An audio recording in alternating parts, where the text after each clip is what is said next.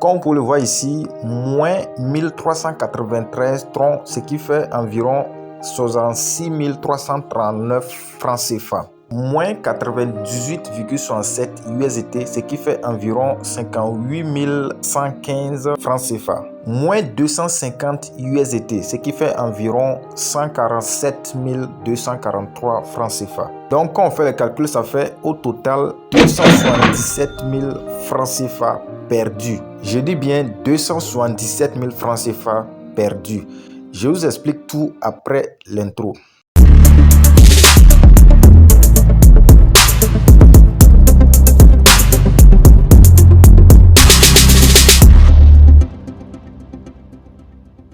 Salut les gars, bienvenue dans cette nouvelle vidéo. Aujourd'hui, je vais partager avec vous une expérience douloureuse qu'a vécu un de mes abonnés pour éviter que vous fassiez la même erreur et perdre votre argent.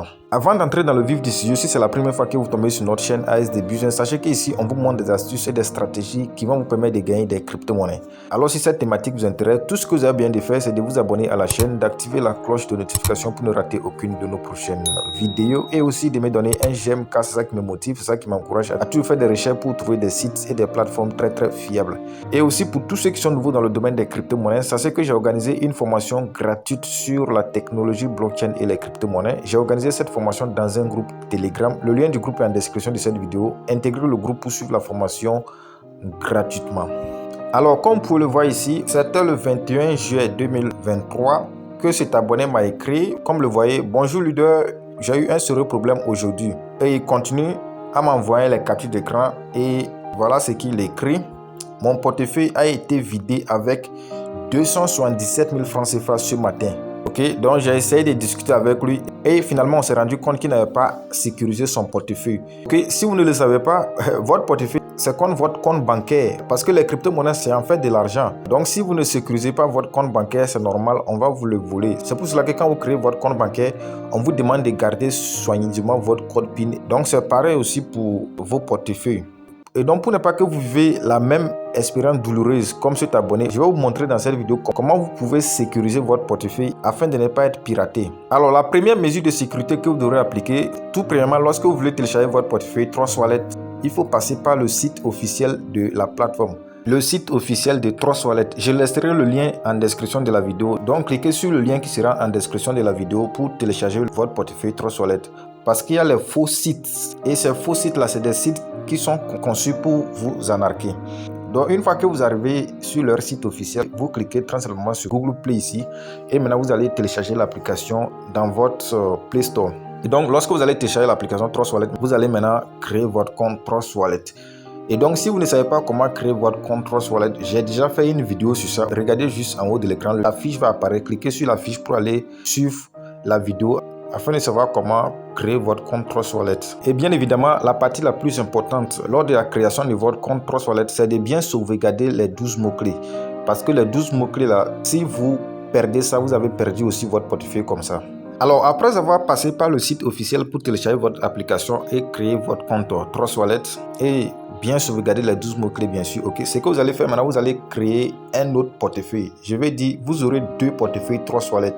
Donc, vous allez utiliser un pour garder vos crypto-monnaies soigneusement et puis vous allez utiliser l'autre pour interagir avec le monde extérieur. Quand je parle du monde extérieur, c'est-à-dire qu'à chaque fois que vous voulez faire une transaction de crypto-monnaies, rassurez-vous que vous allez d'abord transférer les crypto-monnaies depuis votre portefeuille principal vers le portefeuille que vous avez créé pour faire des transactions avec le monde extérieur.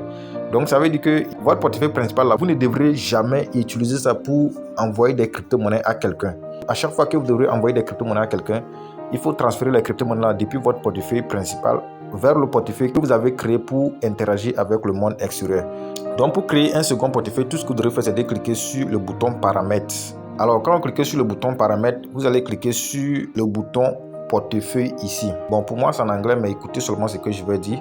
Donc quand vous cliquez sur le bouton portefeuille, vous regardez juste dans l'angle en haut à droite ici, il y a un bouton plus. Donc vous cliquez sur le bouton plus. Lorsque vous allez cliquer sur le bouton plus, maintenant vous allez cliquer ici sur ce bouton là. Je n'ai pas un portefeuille. et puis vous allez suivre le même processus comme précédemment pour créer le second portefeuille. Pourquoi avoir deux portefeuilles? C'est très important parce que à chaque fois que vous interagissez avec le monde extérieur, c'est toujours risqué. Il y a les adresses là, c'est des adresses malveillantes. Donc lorsque vous allez envoyer les crypto-monnaies à ces personnes en même temps, ces personnes pourront vider votre portefeuille. Et aussi le portefeuille que vous avez créé pour interagir avec le monde extérieur, c'est ça que vous allez utiliser pour faire vos airdrops et toutes les autres actions. Donc les mesures de sécurité que je vais lister maintenant vont s'appliquer aux deux portefeuilles que vous avez créés. Ok, donc après avoir créé les deux portefeuilles, vous allez toujours cliquer sur le bouton paramètres. Alors une fois cliqué sur le bouton paramètres, vous allez cliquer sur le bouton sécurité ici. Alors une fois cliqué sur le bouton sécurité, vous allez activer les trois mesures de sécurité là. Donc voici le premier ici, vous activez ça. Voici le deuxième ici, vous activez ça.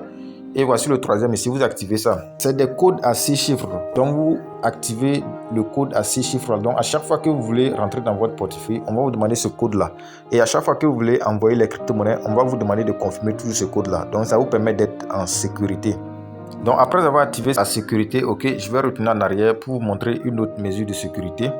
Vous venez au niveau du DApps. Donc après avoir cliqué sur le DApps, vous allez écrire dans la barre de recherche ici BSC Alliance, tout simplement, et vous lancez. Donc une fois que la page est en train de se charger, rappelez-vous de changer cette icône là en Smart Change. Voilà, donc vous cliquez sur l'icône de l'Ethereum et vous sélectionnez Smart Change. Donc une fois sélectionné Smart Change, ok, et que la page est chargée, tout ce que vous allez faire, vous cliquez sur le premier lien ici. Donc une fois que vous cliquez sur le lien, regardez comment les anarchos opèrent. Vous voyez, c'est une adresse qui est là comme ça. Cette adresse là est prête à vider mon portefeuille. Elle est aux aguets comme ça.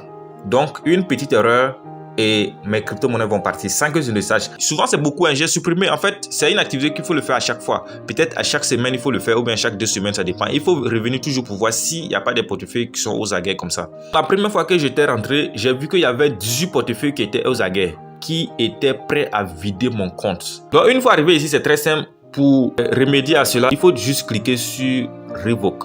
Donc quand vous cliquez sur Revoke, vous voyez très bien ici que cette personne était aux aguets pour vider mes USDT. En fait, quand cette personne-là place les portefeuilles, il précise en même temps la crypto-monnaie qu'il veut vider. Donc celui-ci était par exemple prêt pour vider quoi? Mes USDT. Donc il y a d'autres qui sont prêts pour vider quoi? Vos BNB, d'autres sont prêts pour vider vos Baby Dogecoin. Ça dépend. Imagine que si quelqu'un est prêt maintenant pour vider tes Baby Dogecoin, donc lorsque le Baby Dogecoin va pomper en même temps, la personne va prendre tout. Donc c'est comme ça que ces personnes opèrent. Ok, donc pour remédier à cela, quand vous appuyez sur Revoke, arrivé ici, vous allez tout simplement confirmer. Je rappelle, il faut avoir un peu, si par exemple la crypto-monnaie est sur la blockchain de Smart Chain, donc il faut avoir un peu de Smart Chain pour pouvoir révoquer. Si la crypto-monnaie est sur la blockchain de l'Ethereum, donc l'action que nous avons appliquée au début, vous n'allez pas appliquer cela. C'est-à-dire vous n'allez pas échanger l'icône de l'Ethereum, vous allez laisser ça comme ça et vous devrez avoir de l'Ethereum pour pouvoir révoquer cela. Donc je vais juste confirmer pour remédier à cela. Après avoir confirmé, vous voyez que l'adresse est partie. Donc c'est comme ça que vous pouvez faire vous aussi pour pouvoir remédier à ce système. Sinon, vous allez perdre vos crypto-monnaies comme ça dans vos portefeuilles. C'est très très urgent. Donc après avoir fini de faire cela, c'est pas fini, ok? Il faut pas répartir en même temps. Il faut revenir dans l'extrémité droite ici, les 3 points qui sont ici, il faut cliquer dessus.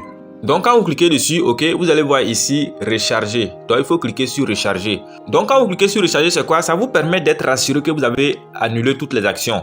Pourquoi? Parce que si vous ne cliquez pas sur recharger, il y a certaines actions qui sont toujours cachées. Donc c'est après avoir cliqué sur recharger que ces actions-là vont apparaître et puis vous allez révoquer. Donc après avoir fait cela, vous voyez, j'ai cliqué sur recharger, il n'y a aucune adresse qui est apparue. Ça veut dire que j'ai tout révoqué. Donc je peux sortir tranquillement. Et pour vous dire exactement l'erreur que l'abonné avait fait, c'est exactement cette partie-là. Comme vous le voyez ici, c'est ce qu'il m'a dit finalement. Il me surveillait depuis 4 mois. Et lorsqu'il a envoyé la capture d'écran de son portefeuille, vous voyez les adresses malveillantes qui étaient aux aguets pour vider son portefeuille. Donc, cette mesure de sécurité-là, elle est très très importante. Alors, une autre mesure de sécurité, lorsque vous voulez sortir du DApps, vous allez toujours vider l'historique des données. Comme vous le voyez, historique. Donc, vous allez juste cliquer sur cette flèche-là.